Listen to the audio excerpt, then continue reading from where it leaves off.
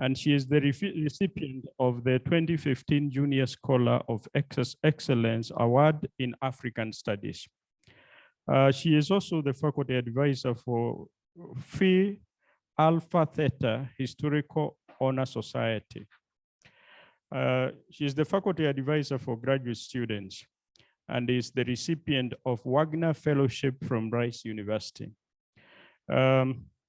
She is extensively published in peer-reviewed journal, books, book chapters, and encyclopedia.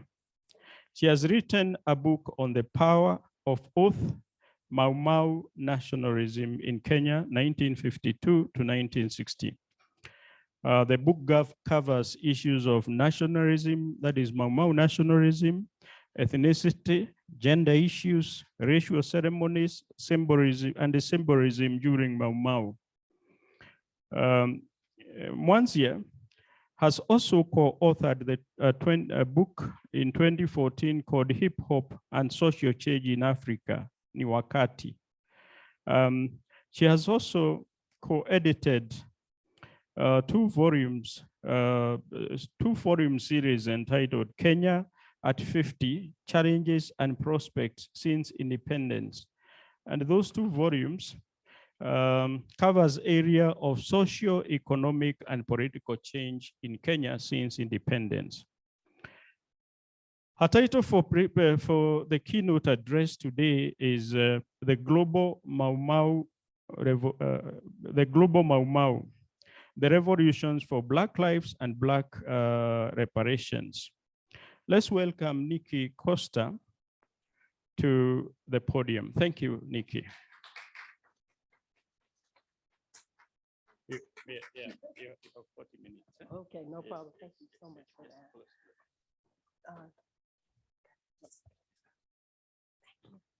Thank you. Thank you for that very, very nice introduction. I just want to say hello, people. Thank you so much for this opportunity to be here with you, face to face, no masks and things like that. What a blessing, right? I really do appreciate this opportunity to be here. And it's been a long time since I've been here, back to the University of Nairobi. And I'm happy that it's at this particular moment that I have a chance to be back here as we talk about and celebrate and reflect on the 70th year anniversary of that mark, that emergency mark on the start of the Mau Mau Revolution. So with that, I want to just kind of go through some of my points. I have slides just to kind of keep some of the information flowing. And also I recognize some may not hear my accent may be a problem. I don't know, but hopefully you'll have the slides. You can kind of follow in some cases, or raise your hand. Raise your hand, let me know if there's any questions or if I need to repeat anything. Let me just step away from this mic. I'd like to keep this as interactive as possible. Also welcome our visitors on Zoom. Hello, Habari. By the way, Habari Zaina? Hey, okay, all right, thank you. That's great. I want to keep this conversational. I think that's what I want to say.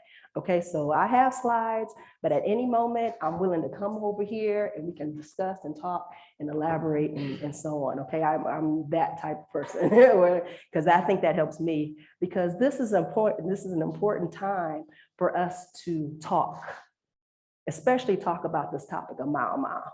And it's one that, we know that has a lot of challenges associated with it, a lot of polarized feelings, often contested and so on. But what I see, and hopefully it comes out today, is I see a major opportunity for us, all of us, by the way, to be able to look back at this past, reflect on it, recast, as you guys say, and heal from it, figure out how we can now move past this as a society, as a nation, as a world. How can we move past that? And what can we gain and what can we learn from Mau Mau? So today, this is the reason why I wanted to come here, is to share something that came to me. I want to say came to me in my spirit to have this particular conversation with you.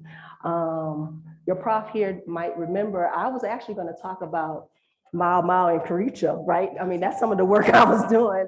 And I actually even submitted an abstract and so on.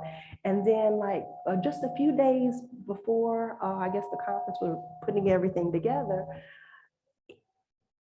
it hit me, you need to talk about Mao globally. That's the message that I think that we need to hear or talk about today. And I like to bring that to you if it's okay. Is it okay? It's okay. Is it okay? It's okay. All right, okay, and then let's do this, okay? All right, thank you. So again, thank you for this invitation and opportunity to participate. Greetings, everyone.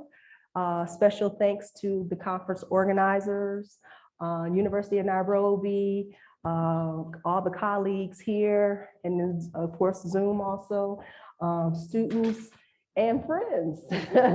Welcome, welcome. Well, I want to just mention something quickly that I've noticed. I'm really happy that the university and the department here at University of Nairobi continues to show leadership and commitment to knowledge and knowledge production. It's appreciated. I've actually been able, I've seen more and more activity from the department. I was actually able to participate in some of the conferences, just kind of listen in and hear some of the presentations and so on. And I found all of these seminars and conferences that are being put out by the department as stimulating and very engaging. So I just want, can we applaud them? Because sometimes we forget about this. So thank you for being there for us. And also just another note, I think that it's been great that these lectures have been open. I mean, it's public. And a lot of times access to information is an issue. And to have that available and also to make it in varied forms. Oh, I have one, thank you. Thank you though, brother. Thank you. Okay, I'll take another. To have that information in varied forms so that if you can't physically be here, you can also come via Zoom. So I think that that's great and progressive. Okay, so next, finally, this is my last thanks right now for the department, in case you wonder, like, why she keep thinking, because I'm grateful. That's why, okay, I'm grateful. Anyway, also, I want to say thank you for the organizers for your vision and your courage to hold this particular conference. Again, we talked about how it's polarized, contested, and so on. But again, I do see that this is an opportunity for us to reimagine Mao. As we open this day, the second day, yesterday was wonderful. And now, hopefully, we just continue on with that. As we open up the second day, I would like to add to the Mao discourse by discussing or suggesting that we broaden our conceptualization of Mao, reflecting now on Mao legacies outside of Kenya and some of these interactions between the two. Okay, so African people and African descendants in the old and new African diaspora continue to find themselves caught in their own Mao. From oppressive and deadly systems inherited from slavery, colonialism, Jim Crow, apartheid, neocolonialism, and so on and so on. I can continue. As we've seen in the case in the US of George Floyd and countless others, this oppression has made it often impossible to just breathe, to live, and to exist as humans in a world still controlled by global white supremacy and capitalism. Of course, today, our time, we have limitations, and as you probably can already tell, because I'm only on the introduction, I like to talk, okay? So with that in mind, I'm not going to be able to explore all of these different global Mao places and spaces in one setting or even two, not even three. But the hope here is that this can be a start. This can be a start to more questions on Mau Mau legacies and continuities. So today, I'd like to showcase a few interactions and revolutionary flows between Mau Mau in Kenya and the Mau Mau in the United States as a start, just perhaps as a start to the conversation. I think this can be the beginning of more and more, hopefully, scholarship on wider Mau Mau ideologies, movement, impact, and legacies. Finally, for my intro, I hope that the Mau Mau movement was planted by freedom fighters here in Kenya, that this movement was so powerful and so inspirational that it continues to spiritually and mentally live and resurface around the world. That's my argument. Oh, can we do like the full slides? I think that might be better, like a full screen for the slides. So then you already won't know what I'm saying. Okay. Can I move on? Please. Okay. So let me go ahead and start by just going into a few examples here. I'd like to start with the revolutionary flows. And have you heard of Malcolm X? Yes? No?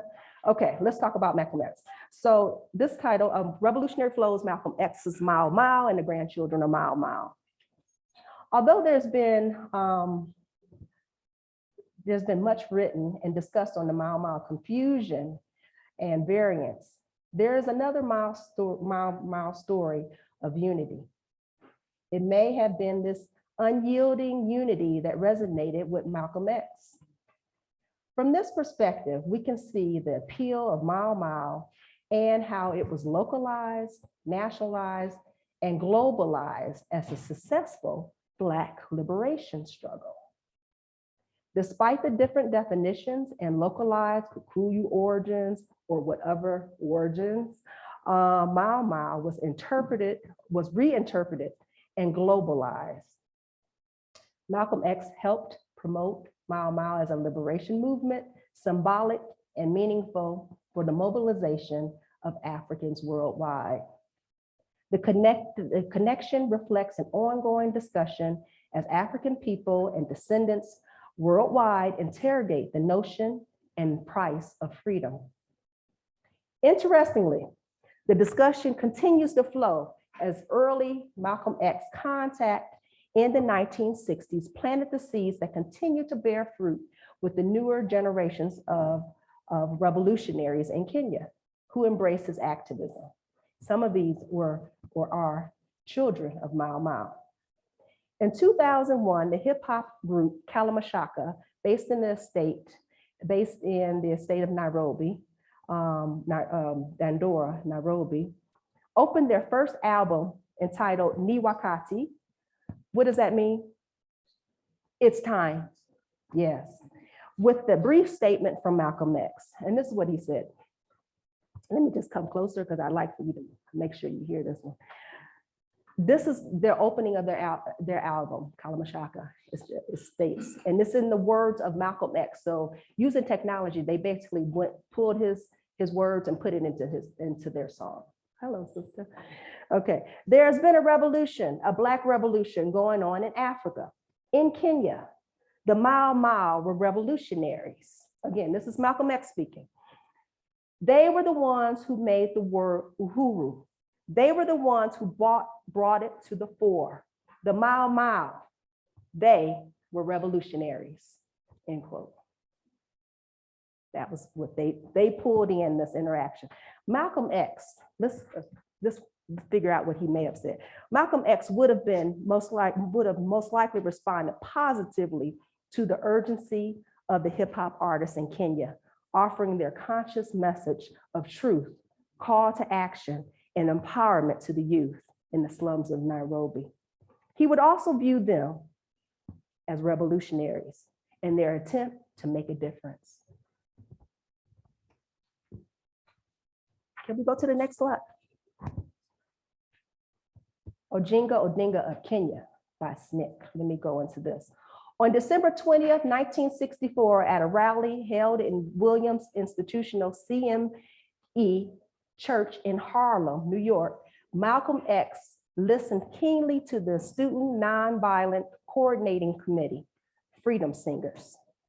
The song, Ojinga Odinga of Kenya, that's the name of the song, gave praise to Kenya's Mau Mau Revolution, a precursor to Kenya's recent independence on December 12, 1963, naming Jomo Kenyatta as the president. The SNCC tribute was for Ojinga Odinga, the first vice president of Kenya. It was created to inform him during his tour in Atlanta, in America, about the segregation issues in America. And this was important because the feeling there then was that the true reality of the African-American situation was being hidden by this leader coming to visit. So they wanted to make sure that he knew the reality of the situation in the US. Okay, so segregation in America, because of the Black population, felt that the US government was not telling him the truth about what was happening in the US and their situation. In addition, the song reveals the importance of communication between African Americans, in this case, Kenyan leaders. There was a need, in this case, to raise worldwide visibility, yet the singers of Uhuru Freedom Now message connected to the struggles of African Americans and Kenyans. The song initially served to communicate African American freedom again, and it was again intended to bring awareness, praising Ojinga Odinga, Kenyatta, and the Mau Mau. Specifically, Malcolm X pointed out that Ojinga Odinga is free, a desired state for African Americans. Also, Malcolm X reveals the shared African and African American enemy, as he saw as, and this is a quote, white power structure of capitalist imperialism. The ceremony at the church in Harlem showed that these structures were understood globally, serving as a reminder of the links and conversations between African people and descendants of the United States and Africa. Can we hear the song?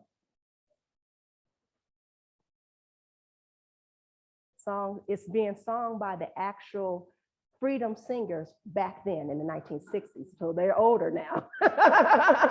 And this was in Chicago.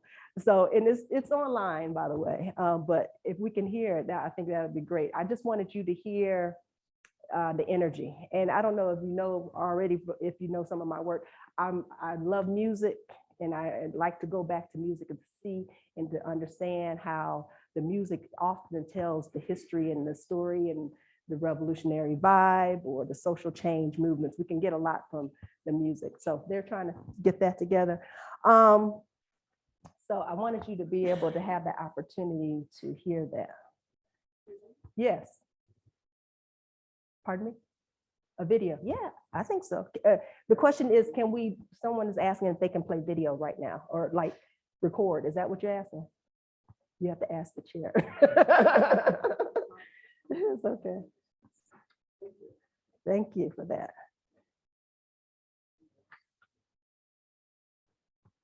Okay, but as they're going, let me just continue a little bit. Can I? Or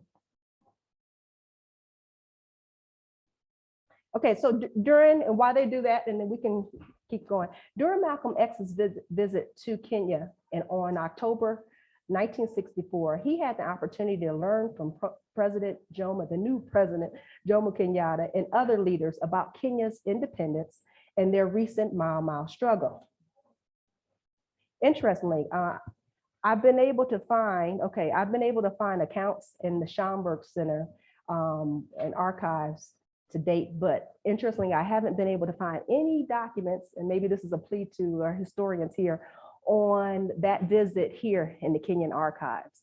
So again, Malcolm X was here October 1964. I don't know, I checked everywhere. I looked in newspapers, but maybe someone has some leads, because I would love to kind of see his itinerary and so on, but I didn't see a file at all for that. Nevertheless, Malcolm X embraced the freedom struggle of Mau Mau fighters and was proud. The Mau Mau movement was a response to decades of African slavery.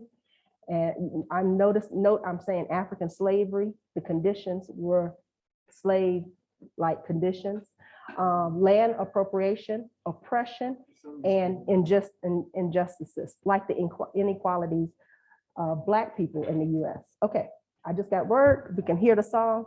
This is the Freedom Singers.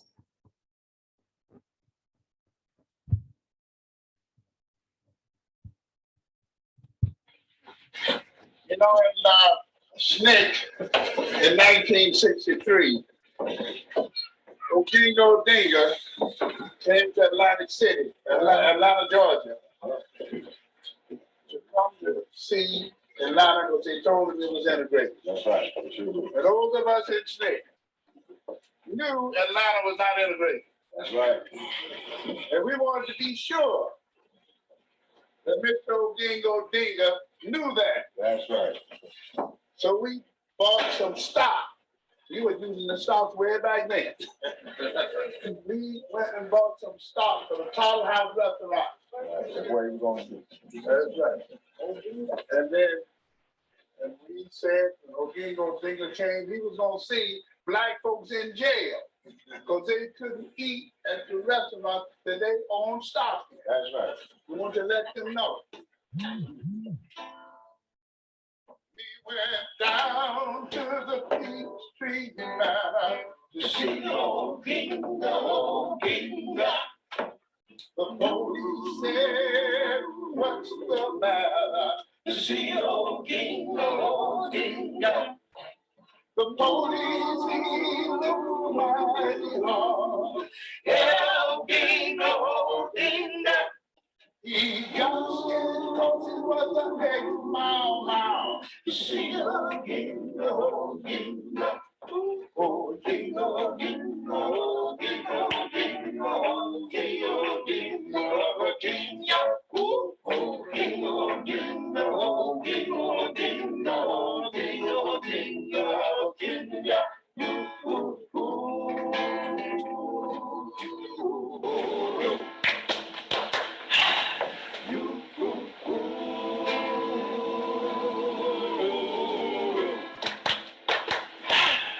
Freedom now.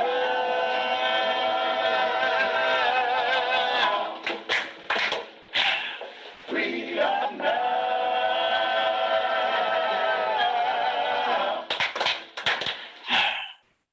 Oh, people said, look here, what's going on down in Selma? If you white folk put on the straight, we gonna call Joe Moe and Yaka. Oh, Gingo, Gingo, Gingo, Gingo, Gingo, Gingo, Gingo. Oh, Gingo, Gingo, Gingo, Gingo, Gingo, Gingo, Gingo.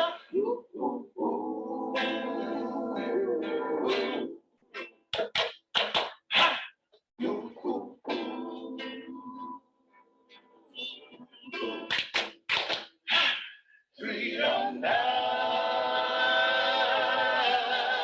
Freedom now. Freedom now.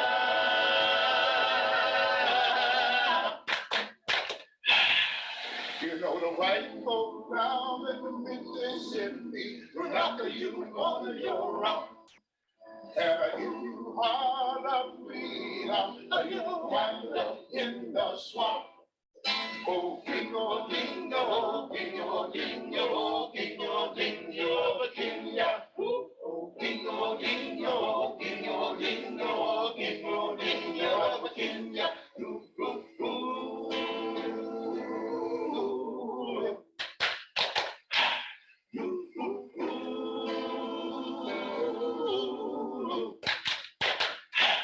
Freedom now.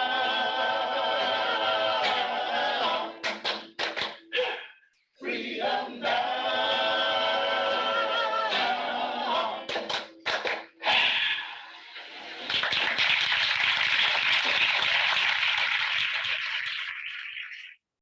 All right, thank you for that. In 1964, after the Jubilee song, Odinga, Odinga of Kenya, Malcolm X followed up with messages that addressed one of Africa's bloodiest and debated revolutions called Mau Mau. Malcolm X's speech was given at a key moment in the United States and Kenyan history, a celebratory time where many Kenyans and African Americans were still very hopeful and proud of the dismantling of colonial rule in Kenya. But when Malcolm X addressed his audience in Harlem in 1964, the moment was still full of promises associated with Kenya's independence.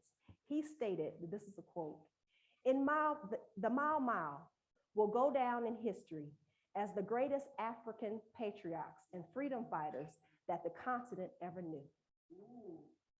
They will be given credit for bringing about the independence of many of the existing independent states on the continent right now. There was a time where their image was negative, but today they're looked upon with respect, and their chief is the president, and their next chief is the vice president.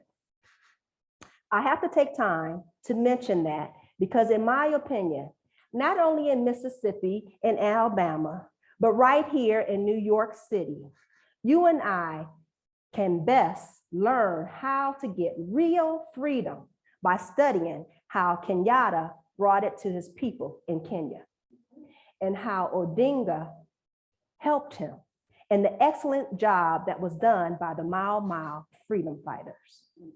In fact, hear me, please. In fact, that's what we need in Mississippi. In Mississippi, right now, in Mississippi, we need a Mau Mau. In Alabama, we need a Mau Mau.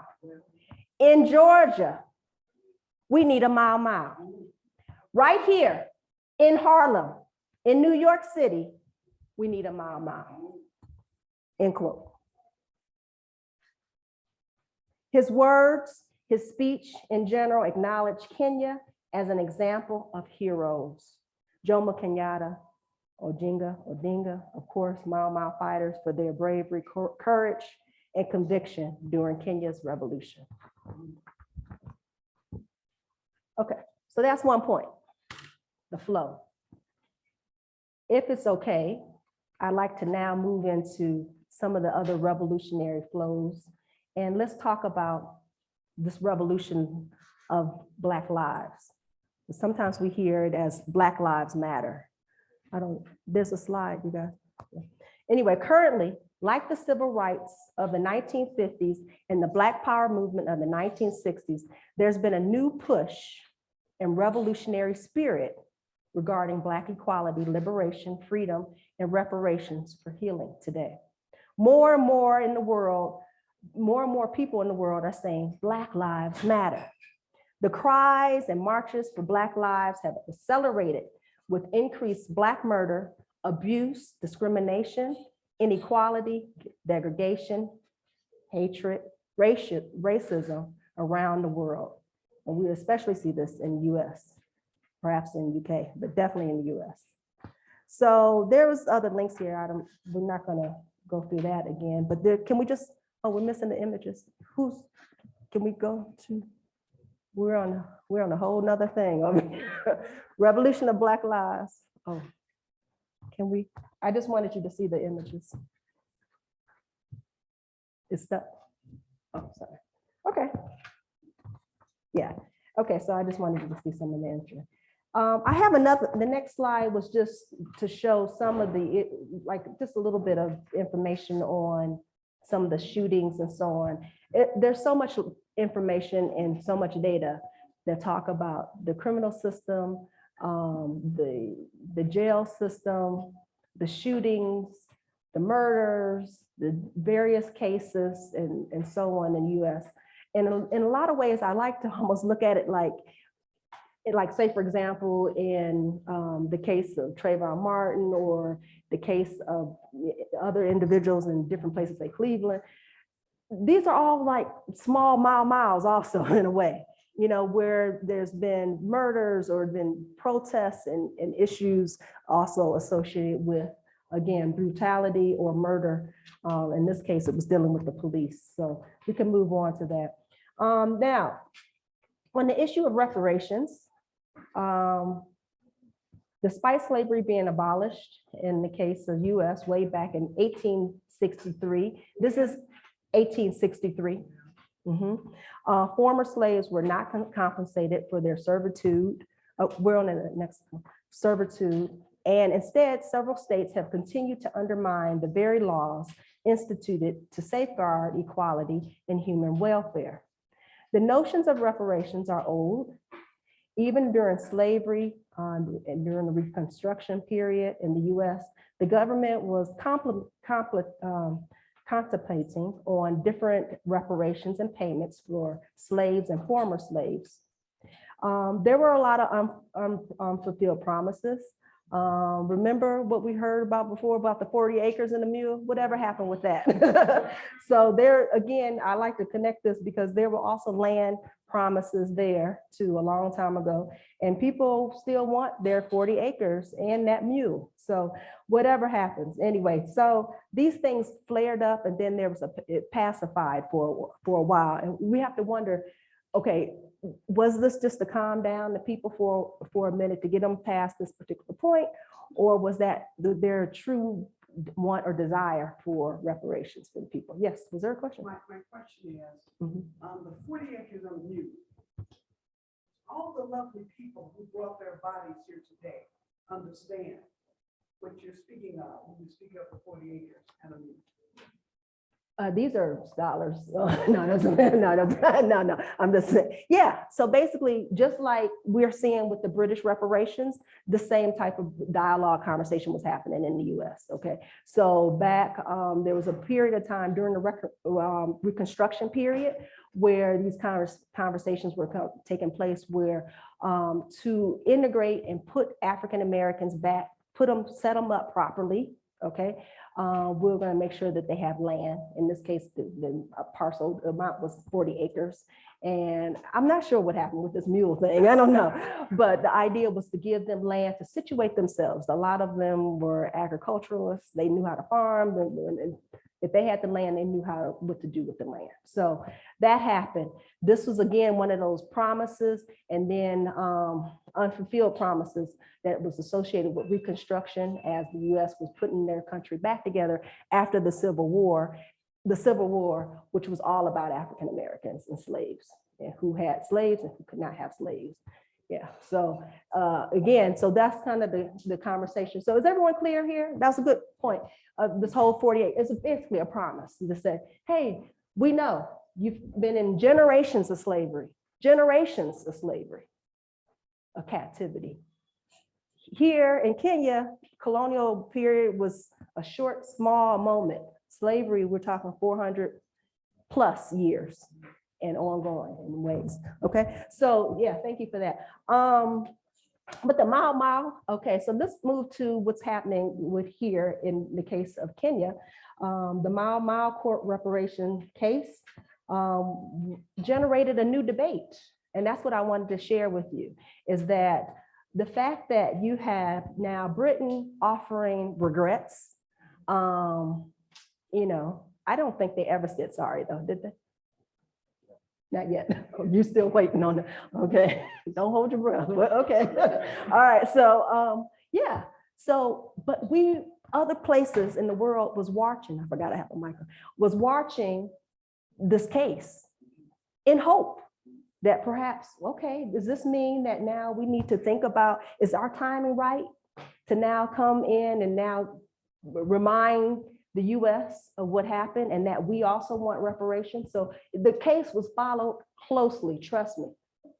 And the way I know is because in conferences, there was an African-American conference, we talked about it.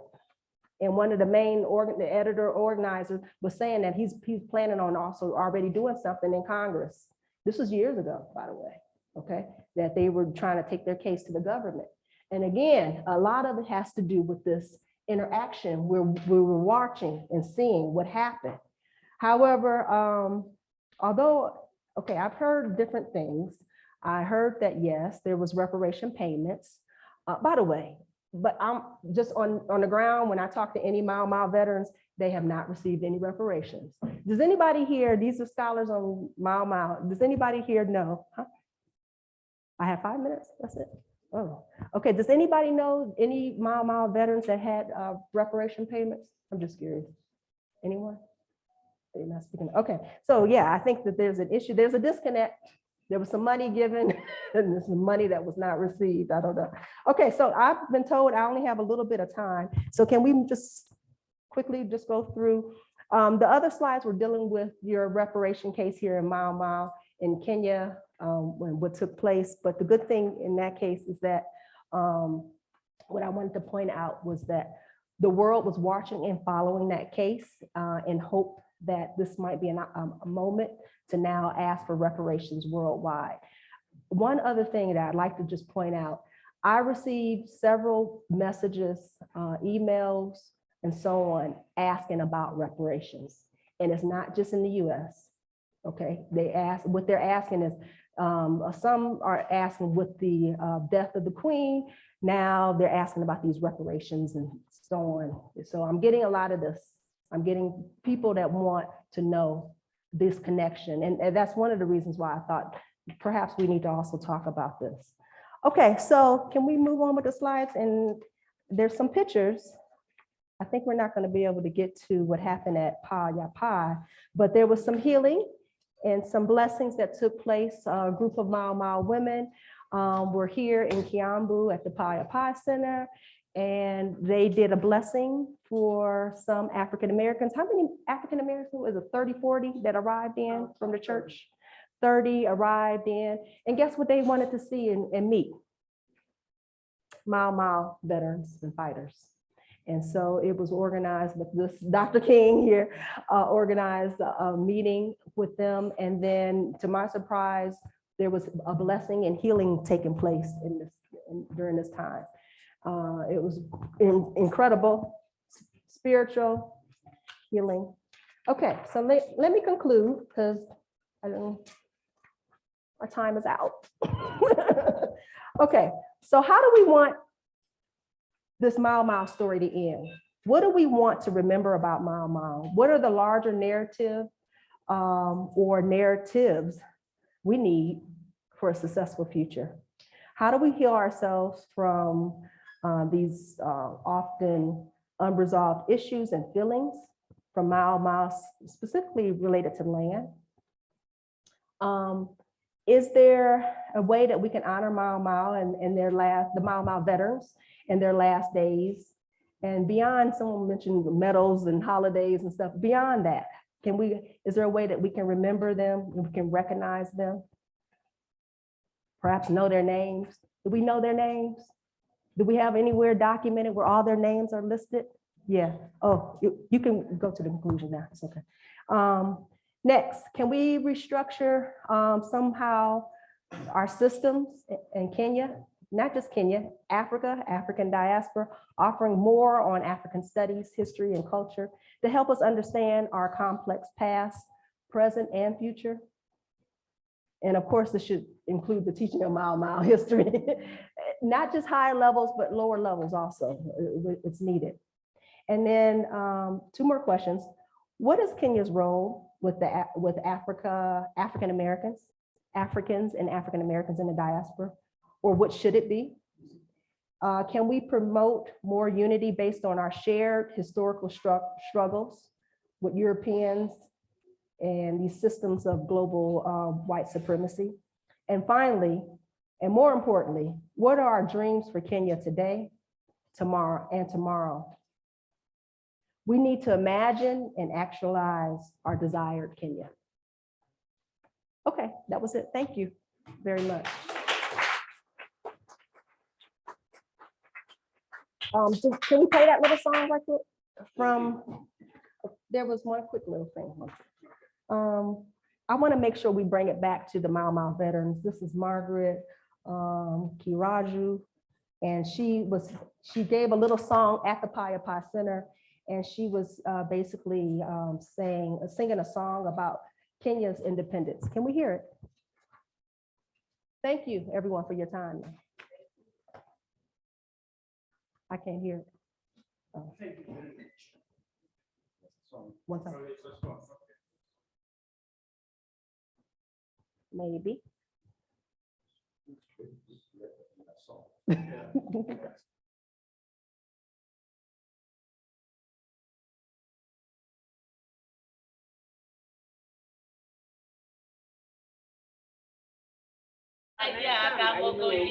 Kenyatta wa moigai de aragia kambogoji aragia kigo kemwe mutungo akanyanga toikire na mugabo kukunya kunyoro kukuleke rarekia kokungura no yeke nayo teka na ni makuya nayo Kenya yone kugane komeria vendere ke rugama ke nyaga